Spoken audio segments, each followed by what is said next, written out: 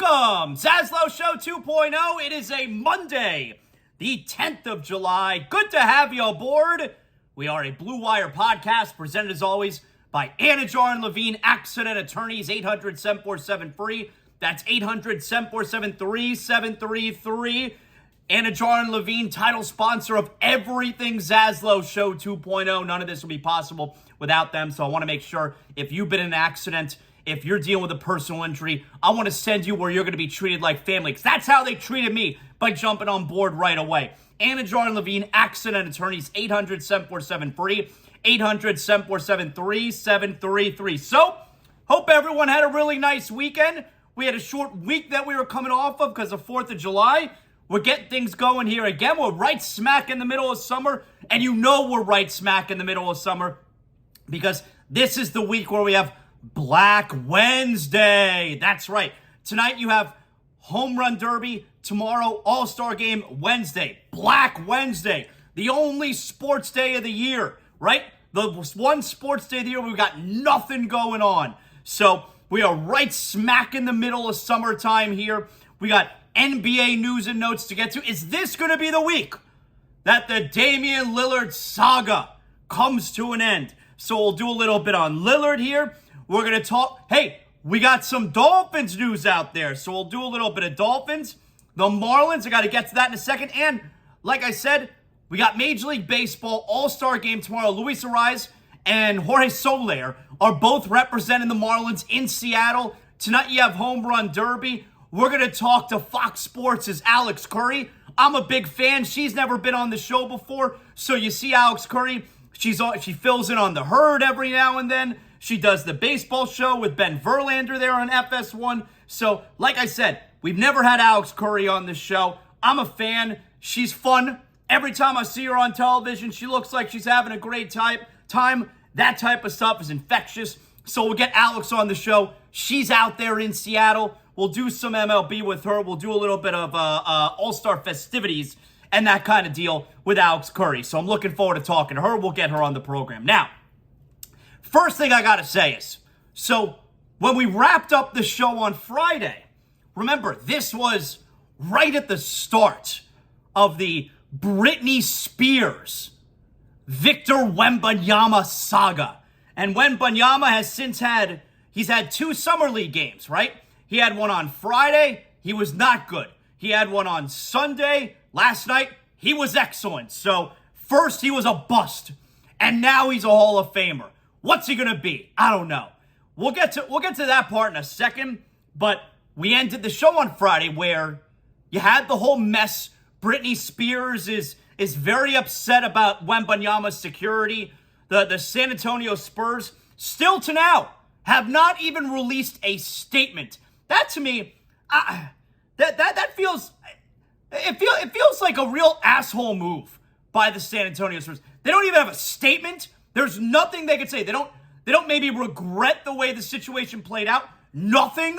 So, but anyway, I told you on Friday, TMZ go get that video. We're going to see that video. We're going to see what happened. And what do you know? TMZ obtains video from a bystander, kind of far away. So it's tough to tell exactly what happened, but I could see both sides. The first thing we could tell is Britney Spears never grabbed him by the shoulder like he claimed. At the very most, she tapped him on the back. I'm not even sure that she touched him, but at the very most, she tapped him on the back. The next part, I could see both sides. There are people out there like, oh, ZASLOW, the head of security, he smacked her hand away and her hand hit her in the face. I could see people who think it looks like that. I could also see the other side which is where I'm coming from, where I think he smacked her in the face. I do not believe her hand hit her in the face. But I could see both sides. It's very difficult to tell exactly what happened there. But I think what we do know is, or at least where I'm coming from, for the first reaction from head of security for the San Antonio Spurs, for your first reaction when a young lady comes up to one of your players is to smack your arm. Give me a break. That is not the right way to handle things. And that's why I'm really surprised there's been nothing from the San Antonio Spurs. I want to reiterate, Victor Wembanyama did nothing wrong. Nothing wrong. This is all on this Damian Smith asshole head of security.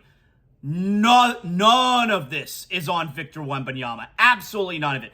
Why did Wembanyama say she grabbed his shoulder? I don't know. That certainly didn't happen. I don't know why he said that. But none of this is on Wembanyama. So, video came out. Brittany got smacked in the face like she claimed. Apparently her glasses fell off. She definitely didn't fall down. And there you have it. Off Wembanyama went. He never even broke stride. And we're moving on. So, like I said, you knew the video was going to come out. You knew TMZ were going to be the ones to grab it. And that's exactly what happened. Now, so I think that situation, I think we're now through with that situation. Wembanyama's played in 2 games since then. I know the game on Friday night where he was 2 of 13. He had 9 points, 8 rebounds. All the Britney Spears fans were very angry, and they were very happy Wembanyama didn't play well. And then last night, 27 points, 12 rebounds. Wembanyama apparently was excellent. Here's the thing. I'm not interested in Summer League. I'm just not. I can't do it. I was texting the other night with a great friend. I was texting the other night about, they were watching Summer League. I was like, I can't do it. I don't. And there's part of me where I don't mind a little bit of break from basketball.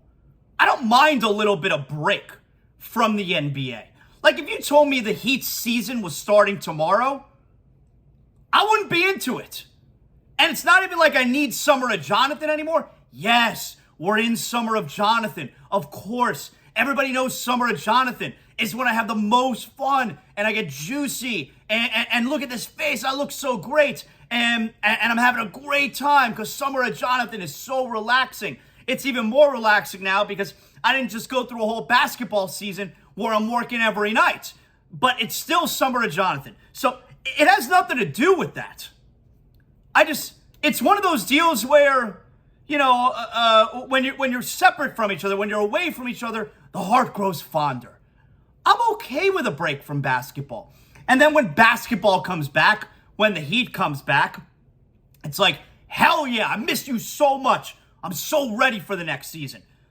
So there's a little bit of that where I don't mind there being a break from the action.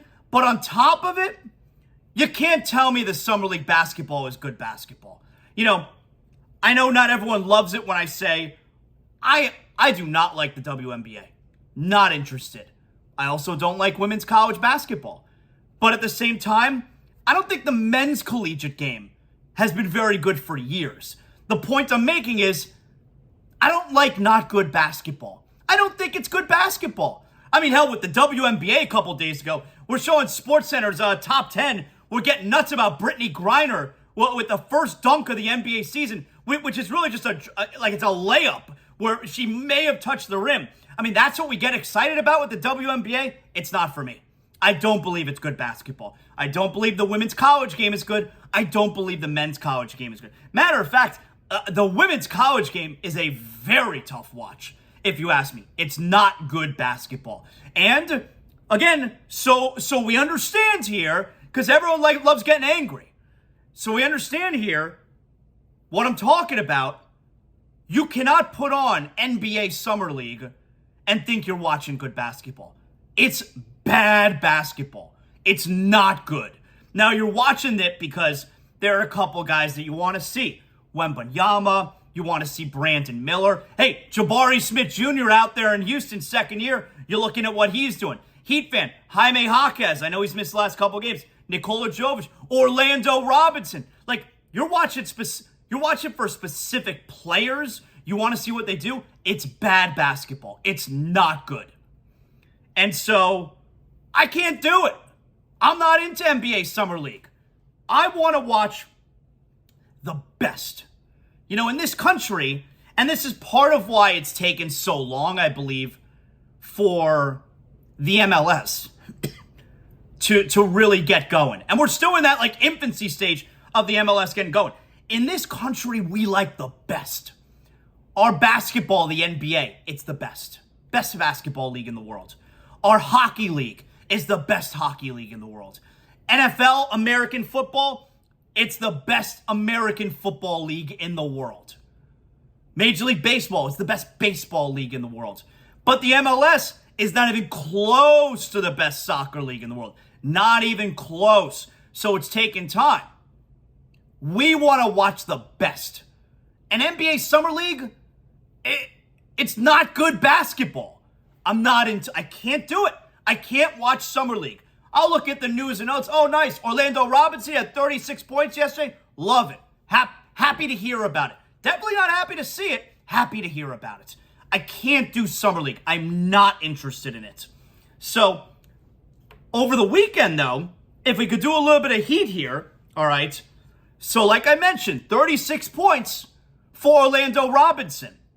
Is he the next guy in line? Remember, I don't remember if it was last year's Summer League or 2 years ago where Max Strus dominated. Remember, he had the game-winning shot in one game. He had 30-some-odd points. He was awesome. Like, Orlando Robinson, can he emerge as kind of like that stretch four off the bench kind of guy? Because you can't imagine him starting. He's Orlando Robinson. Even though we saw some flashes last year, we're like, yeah, this is a nice player. And by the way, I think you're also seeing why the Heat are not bringing back Omer Yurtseven. I never got the sense over the last year, and injury may have played a part, I never got the sense that the Heat liked Yurtseven as much as we as fans liked Yurtseven. And part of it and look, nobody assigned him. Part of it may be because they feel like they should be a little bit more invested in Orlando Robinson. So you got a little bit of a glimpse of that last night or yesterday afternoon, and Robinson may wind up being, the next guy in line for the Heat. So that's fun, obviously. So Orlando Robinson with the 36 points, but again, it's Summer League. You got to consider the competition, and you also got to consider the level of play. I think it is very low level play. I am not into it. And it's funny because I see so many people out there on social media who are just dialed in on it. I'm like, yeah, I was about to say I love basketball just as much as the next guy. Maybe I don't then. Because if I'm okay with taking a break, and if I'm not hanging on to every Heat Summer League game, maybe I don't love basketball as much as, some of you guys do. Good for you, I guess. But I can't do it. I can't do it. Let me know how players performed. I'll watch some Wembanyama highlights. I saw the ticket prices for Wembanyama's first game. Give me a break. But I can't sit around watching Summer League. It's not for me. Can't do it. So, real quick here, guys, before we go on. And so, I want to talk a little bit about the NBA in-season tournament, which I spent some time on at the end of last week. But first, guys, if you're dealing with a water leak in your home, you don't know where it's coming from. Call or text Water Cleanup of Florida at 954-900-8635. My boys, the Greensteins, family friends since I'm a teenager. Water Cleanup of Florida, they have over 60 years of combined experience. Their team at Water Cleanup of Florida is prepared to handle all types of leak detection issues. 24 hours a day, 365 days a year. They're not taking holidays off. They're helping you with the leak. After the leak has been located and repaired, Water Cleanup of Florida cleans, dries, and fully restores the damaged areas. They're fully licensed, insured, and certified in providing that one-stop shopping that all busy homeowners and business owners require. They serve the entire Tri-County area, Miami-Dade, Broward, Palm Beach counties, WCUFL.com, or call or text 954-900-8635. You can follow them on Facebook, Instagram, Twitter. I don't know about Threads. Water Cleanup of Florida, 954-900-8635. Water Cleanup of Florida. We clean up your schmutz. Yeah, I'm not doing Threads. I'm always late to the party when it comes to all the social media stuff. I'm not doing Threads. I've spent 12 years building up a following on Twitter. You think I'm throwing that shit in the garbage? Not leaving Twitter. And you're not either. Twitter's not going anywhere. I'm not doing Threads. So, I want to say something about this. Oh, you know what? First, last night, I didn't realize the game was happening. I watched the final group play game. I think it was Thursday night, maybe a few nights ago. And then yesterday, watching the quarterfinals, I passed by the quarterfinals, CONCACAF Gold Cup, start of the second half, quarterfinals, USA versus Canada. So glad I stopped on it. That shit was awesome. That was an amazing soccer match. So it's 0-0 in the second half. US goes up 1-0. Then it's 1-1 in like the 89th minute. You have Canada score on a penalty, handball, the top of the 18. So they score on a penalty, and you go to overtime, you go to extra time, and in the second half of extra time, remember, it's not sudden death. In the second half of extra time, early in the second half of extra time, Canada scores a deflection, really tough play for the goalie, great individual effort for that Canadian dude, 2-1. And then, with just a few minutes remaining in the game, U.S., the goalkeeper, Matt Turner, he's awesome. He comes all the way up near the center of the pitch. He serves it pretty much like the top of the box. You get one header, the ball bounces in the box, which is super dangerous. Everybody knows that. And then the goalie for Canada makes an incredible save that then bounces. It rebounds off the back of the Canadian player into the back of the net. Terrible luck for the Canadians. 2-2, and you end up going to PKs. And so U.S. wins 3-2 in PKs after the first half of the fifth round. Canada needed to score in the top of that fifth round. Buddy hits it off the crossbar. No good. U.S. wins on penalties 3-2 in a game that was tied 2-2. Amazing match. And this Matt Turner, now a household name. Everybody knows who this Matt Turner is. I mean, balls of steel on this Matt Turner. Making 2 saves, not counting the one that went off the crossbar. But there's an intimidation factor there. Making 2 saves the first 2 rounds. Saves. Buddy tried to get cheeky and go center, shoot it right up the middle. Turner was there. He deflects it away. And then the second shot, read it the whole way, slaps that thing away. And he is now a household name. Everybody loves this Matt Turner. He is awesome.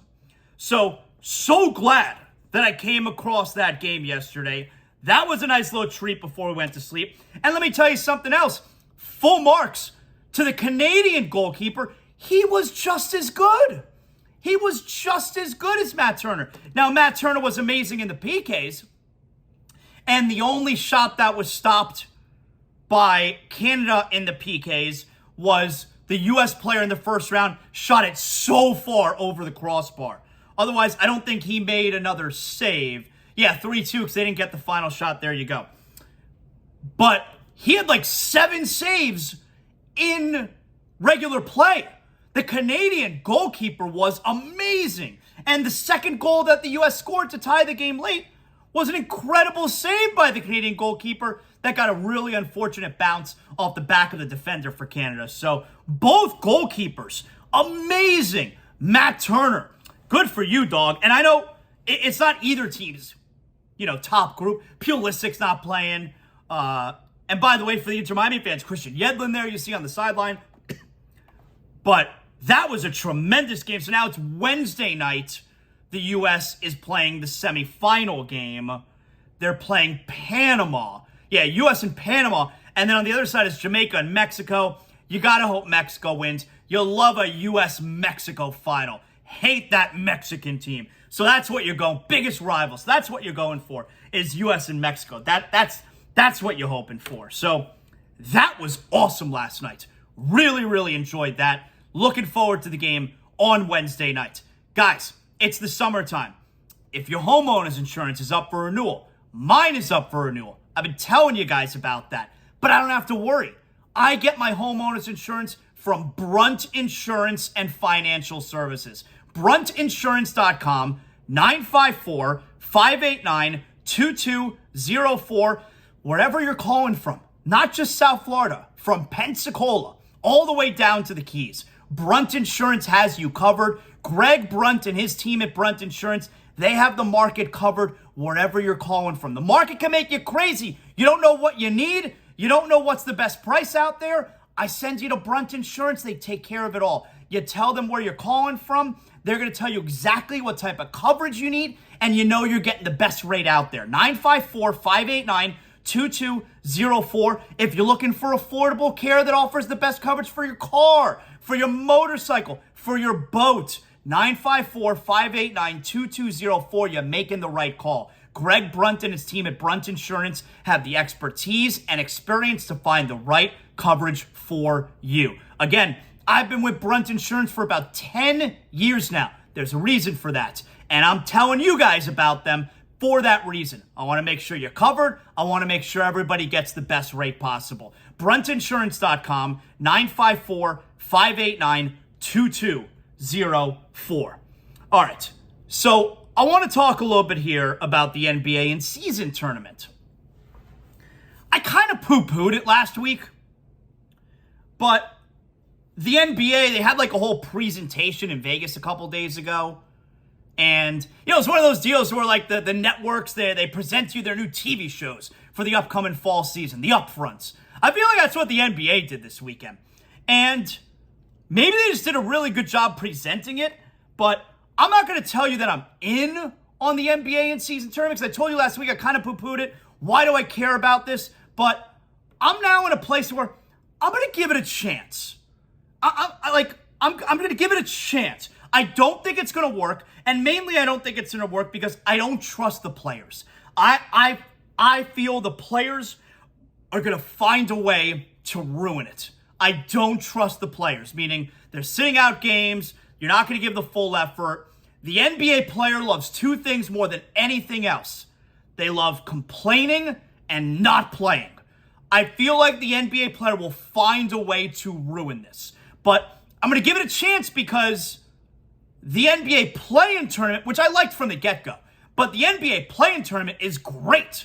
And a lot of people poo-pooed that as well. So I'm not into this in-season tournament, but I'm going to give it a chance. I'm going to give it a chance. Sometimes you got to give things a chance.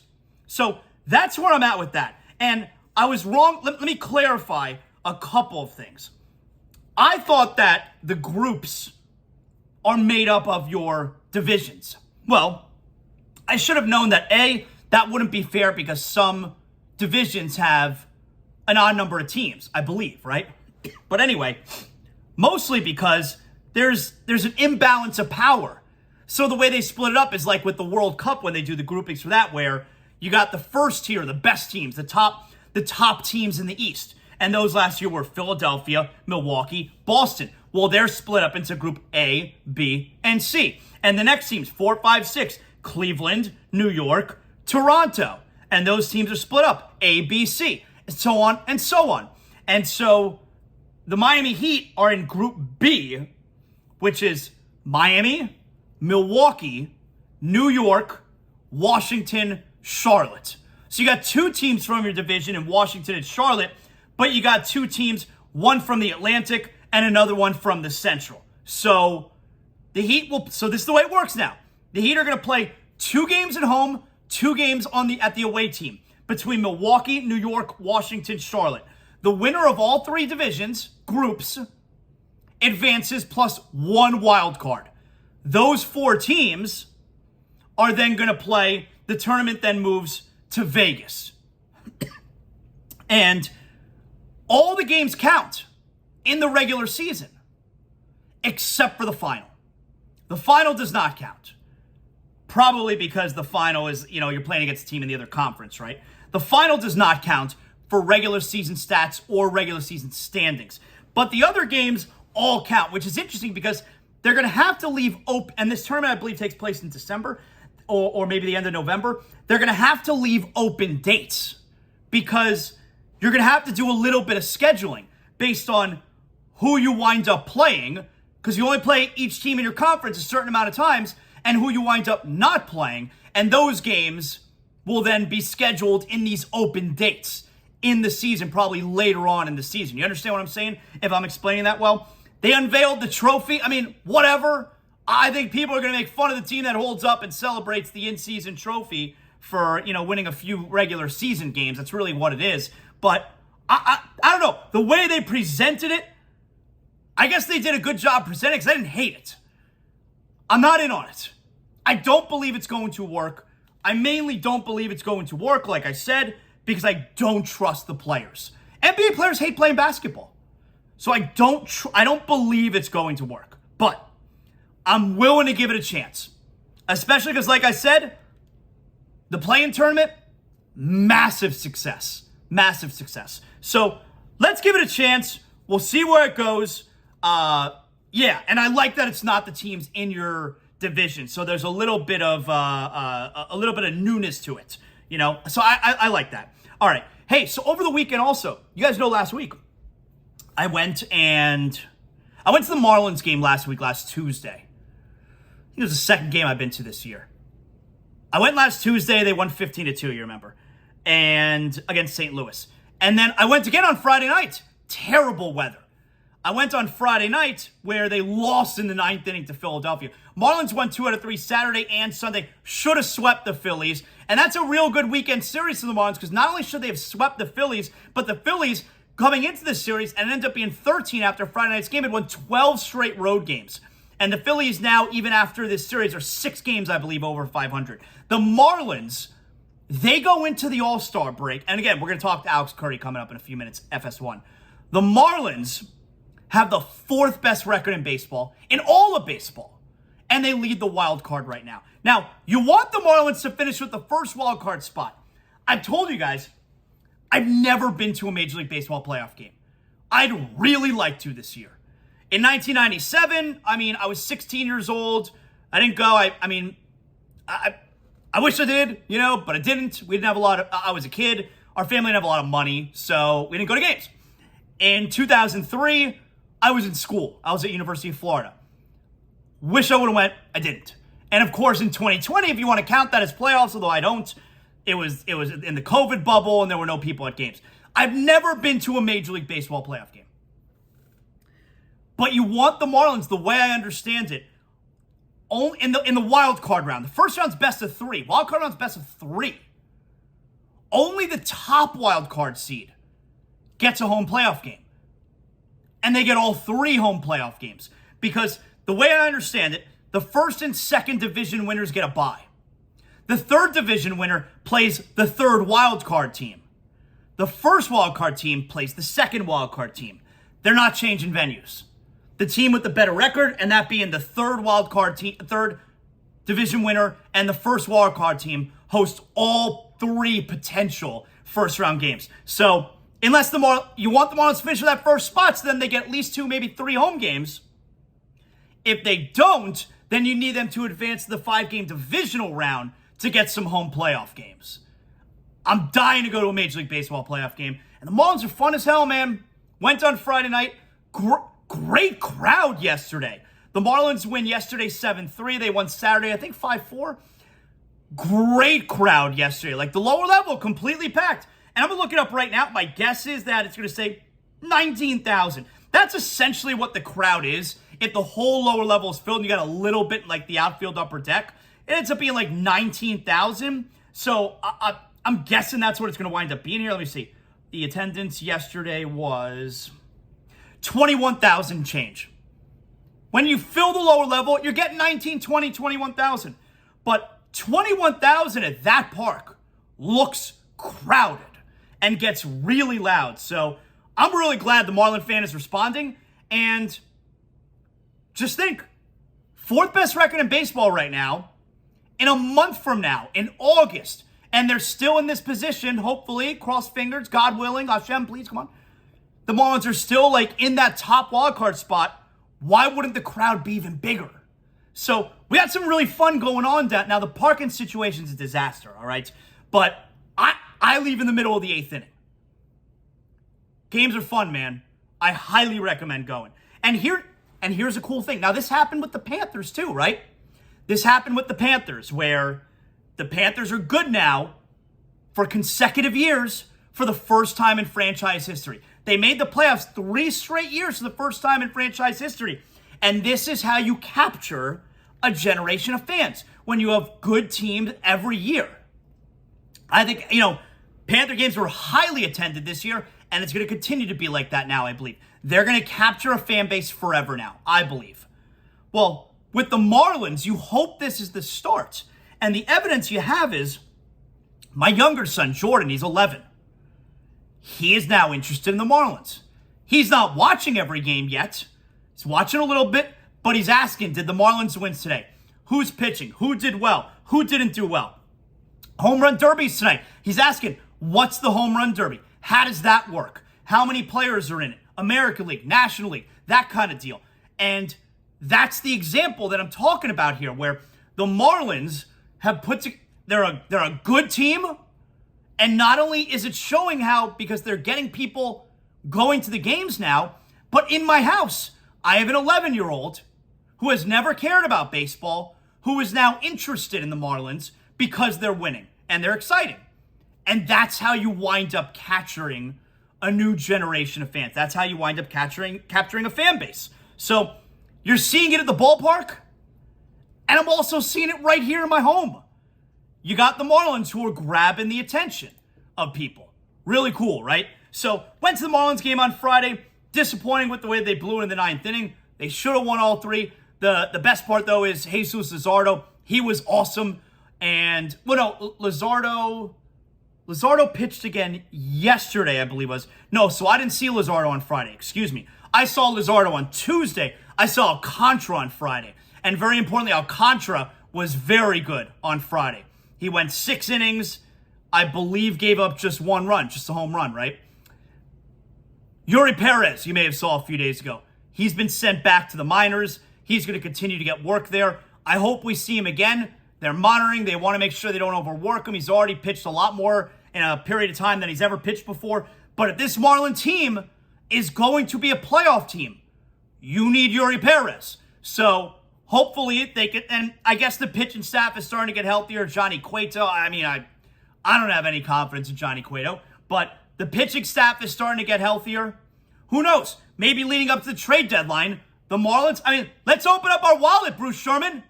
Let's make a move here. But if they're going to be a contender for the playoffs and do any kind of damage in the playoffs, Yuri Perez needs to be back at some point this season. Has to be. Guys, it's the summertime. Maybe you're saying to yourself, you know what? I've been working hard. I want to treat myself. I'm going to look for a brand new car. Well, now's the easy part. I'm telling you exactly where to go. North Fort Lauderdale Subaru. North Fort Lauderdale Subaru is official car dealership of ZASLOW Show 2.0, the only car dealership I personally endorse. If you're thinking about a new ride, North Fort Lauderdale Subaru carries the widest inventory of newest Subaru models on the market. You're looking for an SUV for the family? Maybe you're just looking for something fun for yourself to get to and from work. You're looking for the Outback, the Crosstrek, the Forester, the Ascent. Whatever you're looking for, North Fort Lauderdale Subaru has exactly the model that you're looking for, the model that's perfect for you. North Fort Lauderdale Subaru, conveniently located on North Andrews Avenue, just north of Cypress Creek Road, the building you know and the place to go. North Fort Lauderdale Subaru, South Florida's newest and technologically advanced Subaru dealer. Shop over 100 vehicles from home if you go to nflsubaru.com. That's easy to remember. nflsubaru.com, official dealership of ZASLOW Show 2.0, North Fort Lauderdale Subaru.